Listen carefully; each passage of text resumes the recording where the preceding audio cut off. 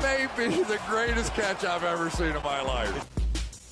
All right, guys, this is the last I'm going to bring it up, but I have to do it one more time. This is going to be the last video for today because y'all know we do 3 videos a day on Monday and Thursday when football games are on that night. 4 videos a day every other day. But regardless, guys, I have to talk about it. 1,000 live viewers in last night's stream. I just owe y'all a massive, massive thank you. By far and away, the best live stream this channel has ever had. We are going to continue going out there and live streaming every single day for y'all. Monday, Tuesday, Wednesday, Thursday, Friday, Saturday, every night, and then every Sunday morning. Guys, please go out there, join me for a live stream. I'm going to be able to personally answer your fantasy football questions there because with the amount of comments, with the amount of Instagram DMs, with the amount of Twitter DMs, it's like almost impossible for me to get back to y'all there. But come through the live streams. I'm going to be trying to answer as many of the questions as I possibly can. And I truly appreciate all the support that y'all have showed the videos up to date. 11,000 subscribers.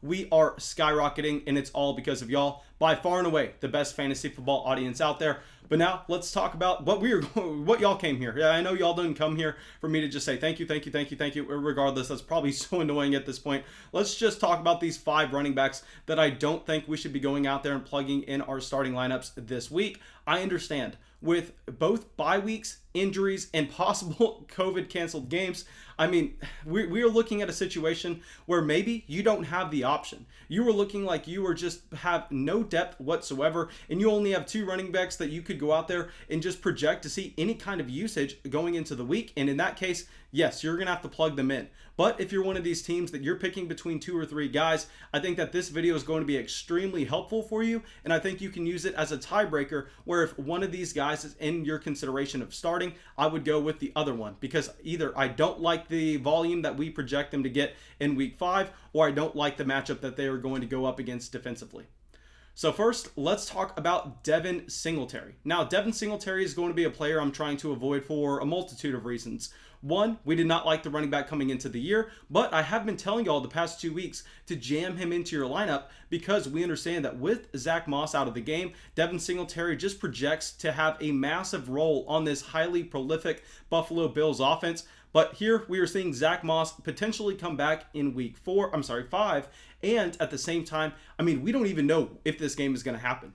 Looking at the Tennessee Titans going out there and just completely just being a joke of the NFL, they should be embarrassed. They should just kind of be forced to forfeit the game. If there wasn't so much money to be made, I think that would be the case. But obviously, they're going to try to do everything they can to get this game just kicked off. But regardless, with Zach Moss looking like he could potentially be healthy, taking some of those red zone looks, looking like Devin Singletary is just not going to be that 3-down running back have we've seen the past 2 weeks, and knowing that if the Tennessee Titans play, I think this is a team that we don't necessarily expect to go out there and just lay up a goose egg and allow the Buffalo Bills to run all over them. All this is lining up for us to not plan on starting Devin Singletary on Sunday, and it's just bad enough not knowing if this game is actually going to be able to happen. We are going to have to monitor this going into Sunday, but even if it does, I really don't see where Devin Singletary can go out there and provide running back 1 upside like we have projected over the past 2 weeks. Now, let's talk about a running back that I absolutely love. Y'all know this guy I was going out there and aggressively targeting in fantasy football in 2020, and it just does not look good at the moment. This is Myles Sanders. So obviously, I don't think that anything we've seen from Myles Sanders so far has looked bad outside of the Philadelphia Eagles offense. Going into week 5, missing pretty much every wide receiver option that's on this team. Deshaun Jackson, Jalen Reagor, Alshon Jeffrey, also missing one of their other top targets that plays at the tight end position, Dallas Goedert. They are having an extremely hard time moving the ball down the field, and we understand at the running back position in fantasy, what is going to be so valuable is getting those red zone opportunities, and if we don't expect that offense to go out there and be able to efficiently push the ball down the field, those opportunities are going to be extremely limited. Now we ought to add on the fact that this Philadelphia Eagles offensive line is banged up. We add on the fact that they are going up against quite possibly the best defense in the NFL, who just got a bye week I mean, this is lining up to be the worst possible situation for a running back that I love, a running back that I still expect to have 3 down upside.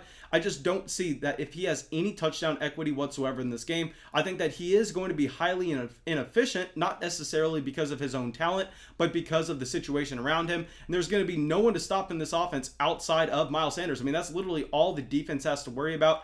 And I mean, when this Pittsburgh Steelers defense held Saquon Barkley to -8 rushing yards for 8 rushing attempts in week 1, I mean, I don't think we can go out there and expect this Philadelphia Eagles offense to get things going. So with Myles Sanders, I know you're probably not going to be able to in a lot of teams that you have them based on the multitude of injuries we've seen at the running back position all throughout the entire NFL. But if you can, I think it's going to make a ton of sense to go out there and avoid him for week 5.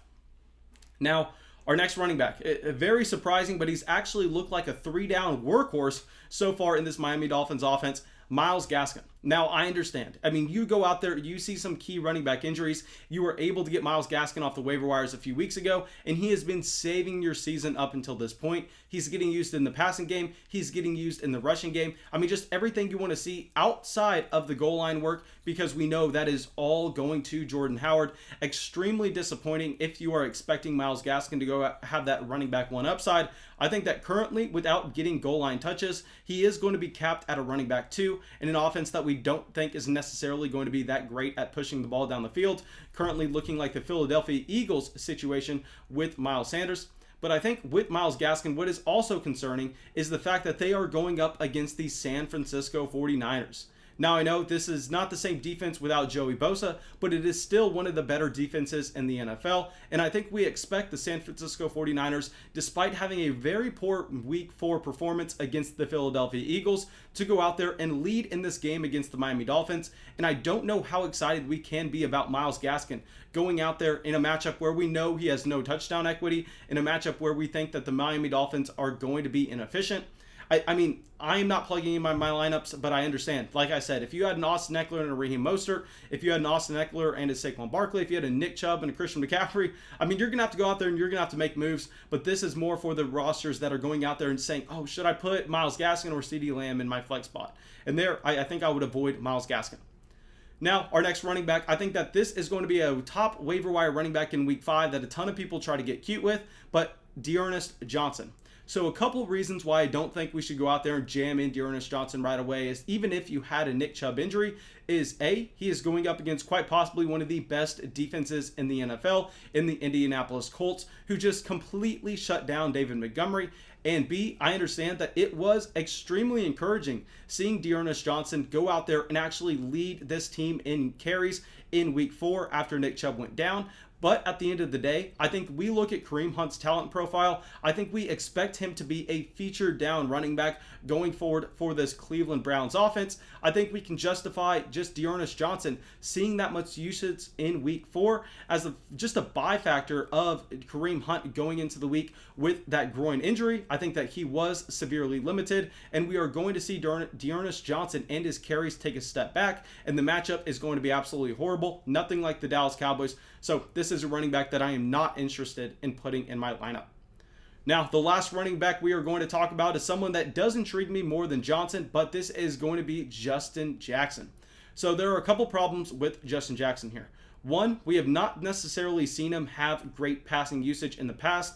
Coming out of college, we actually looked at this running back and thought that he was going to be a kind of a third down, undersized running back that was going to see a ton of passing game usage, and that just has not been the case. I understand that he has been playing in the offense with Austin Eckler at times, but even without Austin Eckler in this offense, I don't necessarily think that we can go out there and 100% say confidently that Justin Jackson is going to plug in that same role. I think it's a possibility, so I think he is definitely worth a waiver wire pickup. That way, if we see it in week 5, we can go out there and we can play him going forward. But I think it's a possibility with Joshua Kelly beating out Justin Jackson earlier this year in training camp for that running back 2 position, that we see Joshua Kelly, who has the prototypical size, is a much bigger running back than a Justin Jackson, just end up getting a larger workload where Justin Jackson may not necessarily have the goal line touches because he is the undersized running back. And if he's not necessarily going to be a fantastic pass catcher, I don't think that we are going to be extremely excited to put him in our lineup.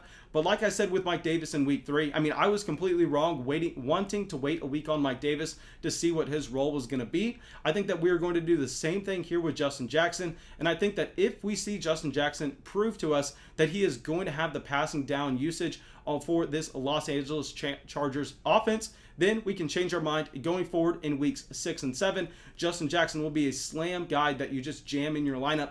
But until that we see it, I don't necessarily want to go out there and confidently project it. So Justin Jackson is going to be another one of these running backs that I am trying to avoid.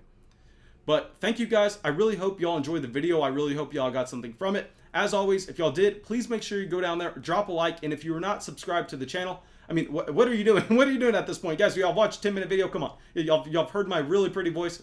Go down there, subscribe to the channel, and I will see y'all during the live stream tonight.